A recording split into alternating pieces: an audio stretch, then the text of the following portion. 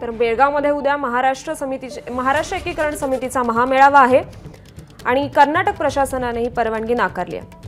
महाराष्ट्र एकीकरण समितीचे समन्वयक प्रकाश मरगाळे यांनी काय प्रतिक्रिया दिली आहे आपण पाहूयात। महाराष्ट्राच्या सर्वपक्षीय नेत्यांनी एकदा या प्रश्नावर कायमचा सोक्षमूख लावण्यासाठी आणि सतत सुनावणी घेऊन हा प्रश्न मोकळा करावा यासाठी आम्ही सतत मागणी करत आहोत आणि उद्याचा महामेळावा जो आहे तो आम्ही कुठल्याही परिस्थितीत घेणारच आहोत। 23 साली फेब्रुवारीमध्ये एक तज्ञ कमिटीची बैठक झाली।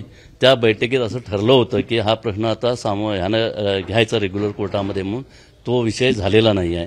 तेव्हा यापुढे तरी नवीन सरकारनं करावं आणि मागच्या सरकारमध्ये जे आमचे हे होते समन्वय मंत्री ते त्यावेळी आहेत जवळपास, तेव्हा या लोकांनी प्रयत्न करावा असं आम्ही त्यांना कळकळीची विनंती करतो।